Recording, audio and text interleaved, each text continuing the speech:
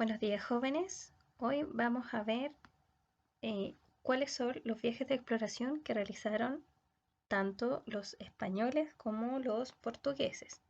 En la clase anterior nosotros estuvimos viendo cuáles eran las características del mundo que conocían las personas de Europa en aquel entonces. Vimos que conocían solamente tres continentes, ¿cierto? Y estos eran, por un lado, tenemos Asia, tenemos el norte de África y Europa, que era donde ellos vivían. Y tenían todas estas leyendas de que existían monstruos alrededor, creían también que la Tierra era plana y que llegado a un cierto punto los barcos se iban a caer a un abismo, iban a desaparecer.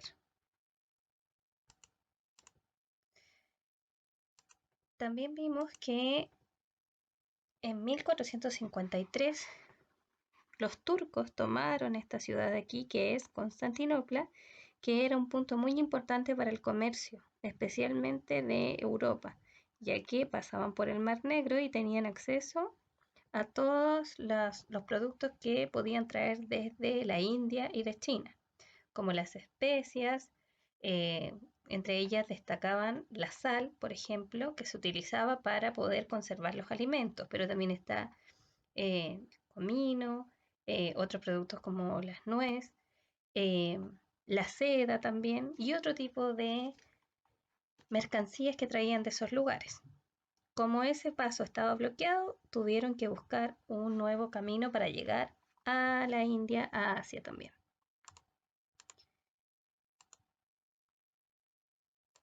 Estas dos potencias tenían una característica muy especial y es que se encontraban aquí, en la península ibérica. En este sector teníamos a España y aquí teníamos a Portugal. Entonces estaban frente a este océano, que es el océano Atlántico. Por lo tanto, estaban prestos para poder navegar y descubrir estas nuevas rutas. Su principal motivación era buscar rutas comerciales que los llevaran hasta este sector. La India y China, que era donde traían todas estas mercancías que les contaba anteriormente. Para poder financiar estos viajes fue muy importante el papel que tuvo la burguesía, porque la burguesía, recordemos que fue una nueva clase que surgió en la Edad Moderna y que se enriquecieron gracias a la actividad comercial. Y ellos fueron los encargados de financiar muchas de estas exploraciones que se realizaron en este tiempo. Además, se había resurgido la vida en las ciudades.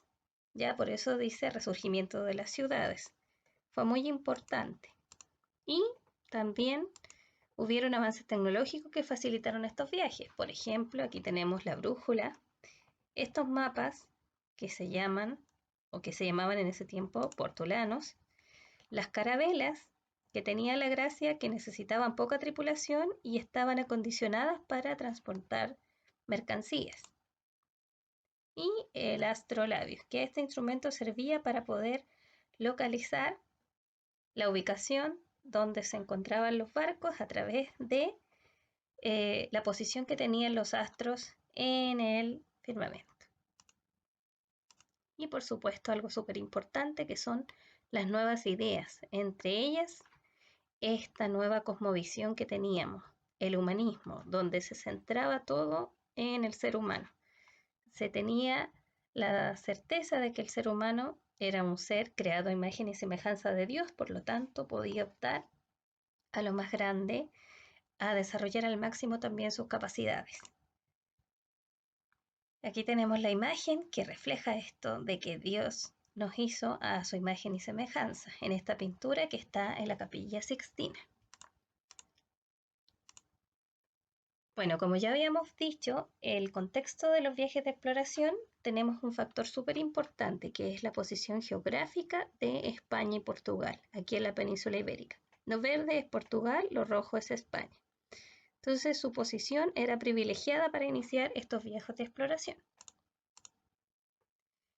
Y aquí tenemos un mapa con los principales viajes de exploración españoles y portugueses que se realizaron en la Edad Moderna. Los primeros que se lanzaron a esta aventura por descubrir nuevas rutas comerciales para llegar a este lugar, a este territorio que formaba parte de Asia y también de India, fueron los portugueses. Enrique el Navegante fue uno de sus reyes y como dice el navegante, él impulsó la navegación, creó escuelas que se dedicaban a enseñar cómo se tenía que hacer la navegación. Y ellos siguieron esta ruta. Partieron bordeando África, toda la costa de África, y lograron llegar a la India. Ya ellos lograron hacer eh, varios viajes. Por ejemplo, aquí tenemos uno de Bartolomé Díaz, que Bartolomé Díaz logró descubrir el Cabo de Buena Esperanza. Buena Esperanza porque tenía este cabo indicaba que había una vuelta y que podía seguir el camino hasta la India. Después vino Vasco da Gama, que logró completar todo este circuito y llegar hacia la India, a Calicut. Y tenemos también a Pedro Álvarez Cabral, que Pedro Álvarez Cabral hizo un viaje aquí a este sector y logró descubrir los territorios que ahora pertenecen a Brasil. Por eso en Brasil se habla portugués, porque fue colonizado, conquistado posteriormente por los portugueses.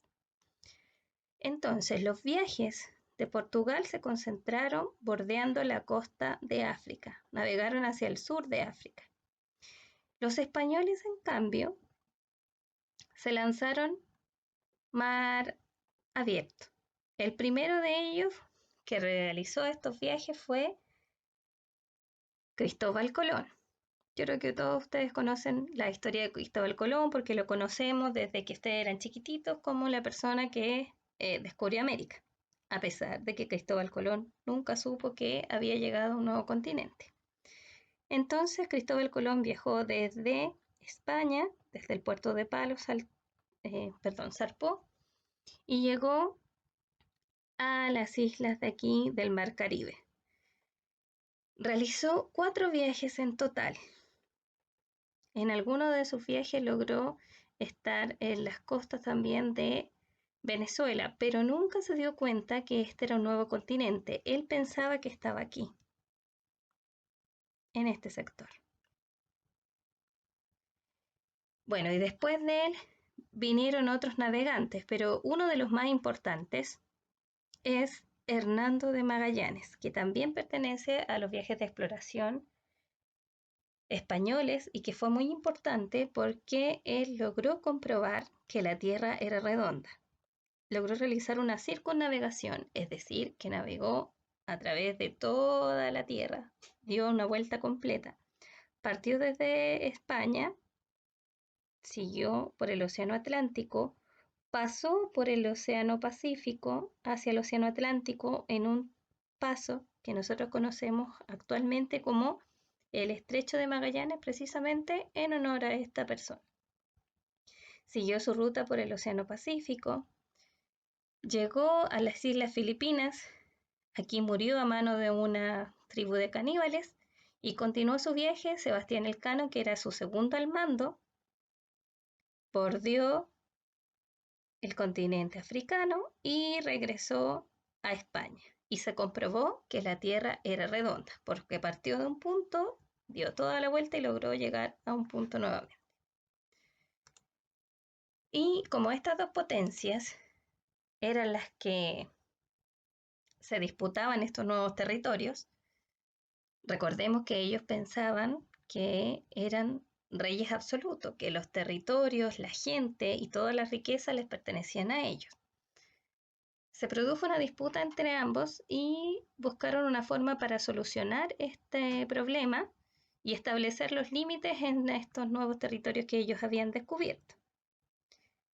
Y primero se llegó a un acuerdo con la bula intercaetera, que es la que está marcada con rojo, y se establecía que los territorios que quedaran de la bula intercaetera hacia el este serían para Portugal y los que estaban hacia el oeste para España. Sin embargo, Portugal no quedó conforme con este tratado y pidió volver a revisarlo y acordaron el Tratado de Tordesillas, que se llama así porque se desarrolló en un lugar que se llama Tordesillas y que es este que está aquí en color verde.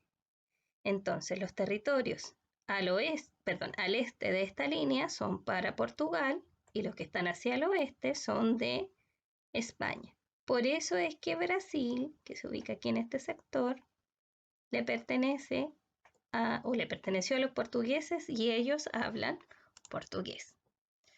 Así más o menos se vería el mundo con esta repartición que ellos hicieron. Los territorios que están en color morado de los portugueses y los que están de amarillo de los españoles, aunque habían territorios que aún no lograban descubrir. Bien, y ese es el contenido, o ese es el contenido que vamos a tratar hoy. A continuación les voy a dejar la tarea que vamos a realizar.